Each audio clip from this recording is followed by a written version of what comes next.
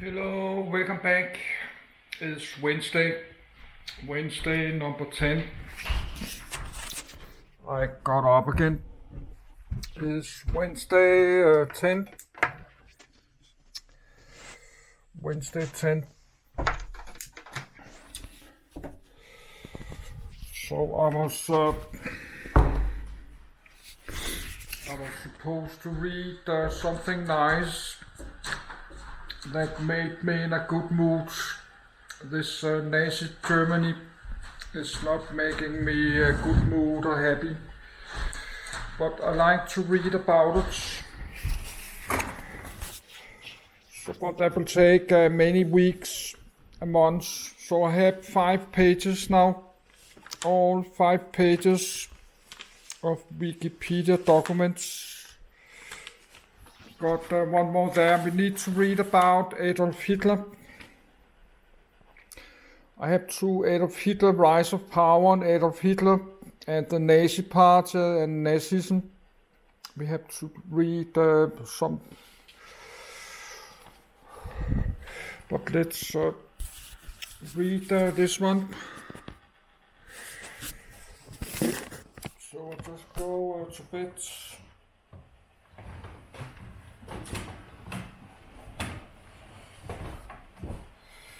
No, I just like I like to read it.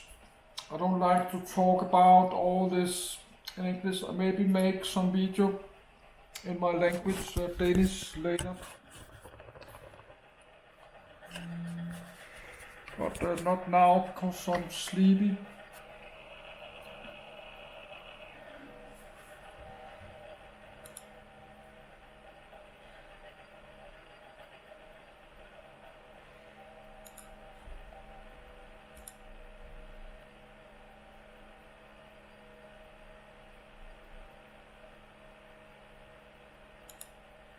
Disciplinary and Penal Code. Prisoner file with note on penalties at the concentration camp. The Disciplinary and Penal Code, German Lagerordnung, was first written for Dachau concentration camp and became the uniform code at all SS concentration camps in the Third Reich on January 1, 1934. Also known as the Strafkatalog, punishment catalogue, it detailed the regulations for prisoners. SS guards were instructed to report violations of the code to the commandant's office. The concentration camp's inspectorate was responsible for execution of the resulting punishment, which was carried out without verification of the allegations or any possibility of vindication. See procedures for punishing violations. Evolution of a new penal system. The early, temporary concentration camps, such as Chemnitz concentration camp, did not have unified coordinated regulations, but rather drew their Lagerordnung from regulations then in use at various police departments and prisons run by the justice system. *1. Differences were nonetheless minor. Some banned smoking, others allowed prisoners to receive food parcels or visits from family members. The regulations were still based on existing law and the camps were patterned after ordinary detention centers. The early camps had penalties such as denial of privileges, or for more severe cases, solitary confinement, a hard bed, denial of food, or solitary confinement in a darkened cell. But there is no corporal punishment. *2. The early camps were primarily controlled by the SA or the Gestapo. Dachau, in contrast, was under the control of the SS. Sometime in May 1933, SS camp commandant Hilmar Wackel wrote the first Lagerordnung for a concentration camp. It gave full jurisdiction to the office of camp commandant, making him the sole legal authority. To impose capital punishment at Dachau with the Lagerordnung, it would be sufficient to have a judgment from 2 SS men appointed by the commandant. A defense of the accused would no longer be recorded. The executive, judicial and legislative were unified, the separation of powers and system of opposing checks and balances abolished. Through the present threat of the death penalty, Dachau would create a constant state of emergency for the inmate. In none of the other, earlier concentration camps were there as many political murders as in Dachau's first few months. The first legalized murders took place at Dachau. 1. The first murders, committed under Rackel, led to an investigation when Sophie Hancha, the mother of one of the dead prisoners, filed a formal complaint to find out what had really happened to her son. The resulting prosecution forced Himmler to replace Rackel. 2. 3. In his stead, Himmler installed Theodor Eick, a fanatical SS Oberführer whose extreme violence had, only shortly before, in March 1933, caused him to be committed for evaluation at a psychiatric clinic at the University of Freiburg. Himmler arranged for Eick to be released, asking his doctor, Werner Haid, to talk to Eick and get him to promise to control himself. 4. Expanded to all camps. 6 months later, on the 1st of October 1933, Commandant Eick wrote a second edition of the Lagerordnung adding the Postpflicht and introducing corporal punishment, flogging. The Lagerordnung established a state within a state. The second edition established an orderly system, whereby legally arrested political opponents could be subjected to torture and execution by the SS. Postcard from a prisoner at Dachau, with detailed rules for correspondence after the 1st of January 1934. All subsequent versions of the Lagerordnung were effective for all SS-run concentration camps. The Disciplinary and Penal Code. Translator's note: the sometimes odd phrasing inconsistencies of capitalization and style itself are from the source, not the translator. Asterisk 3.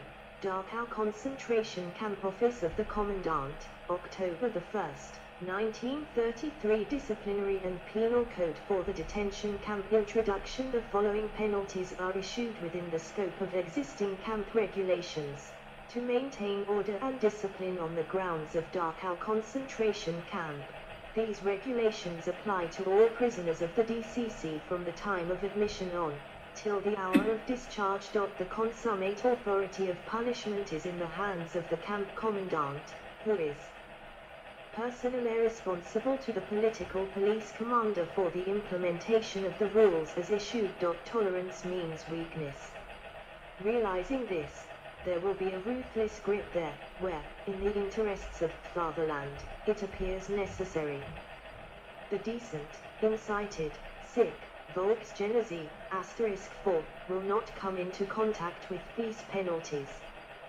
But to the politicizing rabble-rouser and intellectual agitator, regardless of which direction, let it be said, beware, that you're not nerved, otherwise you will be grabbed by the neck and after our own recipe. 1. Sick, made to hold your peace. 1, asterisk 5, to be punished with 3 days of hard time. 1. Whoever after the wake-up call does not immediately quit the dormitory or leave the bed or the barracks room in order. 2. To be punished with 5 days of hard time. 1. Whoever knowingly lies under questioning and interrogation. Punishment: horse for flogging, Dachau concentration camp. 2. Whoever wears civilian clothing in the camp without a permit. 3. To be punished with 5 days of hard time and several weeks of punitive labor. 1. Whoever, without cause or approval of his ward leader, is absent from a roll call or call to work division. 2. Whoever goes to the doctor for no reason or after reporting sick, fails to visit the doctor promptly. Moreover, whoever goes to the doctor or dentist or infirmary without the knowledge of ward leader. 4. To be punished with 8 days of hard time. 1. Whoever collects signatures for the purpose of grievance. 2. Whoever alleges or files a false report, an essentially false report or an unfounded complaint. 3. Whoever writes more than 2 letters or 2 postcards a month or for this purpose, writes under a false name. 4. Whoever as student or tester allows a prisoner from another station or room to stay within a workforce. 5. Whoever, unauthorized, is in another hall, even within his own station, is there illegally. 6. Whoever does not keep himself in line with the general camp order, hoots, screams or behaves improperly. 7. As student tester, whoever lets vermin, bedbugs, lice, crabs, etc., be discovered in his area, whether this condition is caused deliberately or transferred to other camp halls, then sabotage comes into question. 8. Whoever is arrested with an infectious or contagious disease and makes no announcement of it on arrival. 9. Whoever deliberately damages articles of clothing and gear, doesn't keep them clean and in order, otherwise will be called on for compensation. 10. Whoever, assigned to food distribution, gives preferential treatment to fellow prisoners or discriminates against prisoners, politically otherwise disposed.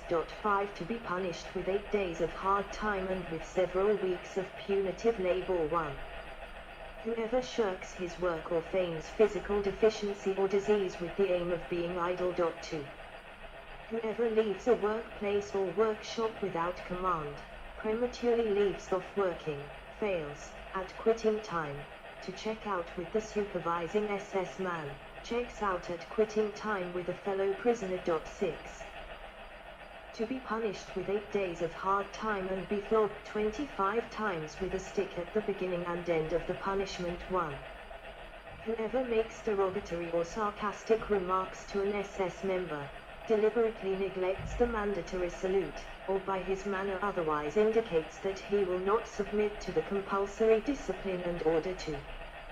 Whoever as prisoner sergeant, as prisoner corporal or as foreman exceeds the powers as ordnungsman, *6, assumes the rights of a superior with respect to other prisoners, maneuvers preferred work or any other advantage for politically like-minded prisoners, bullies politically otherwise minded fellow prisoners, makes false reports about them or in some way discriminates. The bunker at Dachau, the camp prison. 7. Will be punished with 14 days of severe time. 1. Whoever exchanges his assigned housing with another unauthorized without the order of the commander of the company, or incites or misleads fellow prisoners to do so. 2. Whoever attaches forbidden or camp-made items in outgoing laundry packages, hides or sews in clothing items, etc. 3.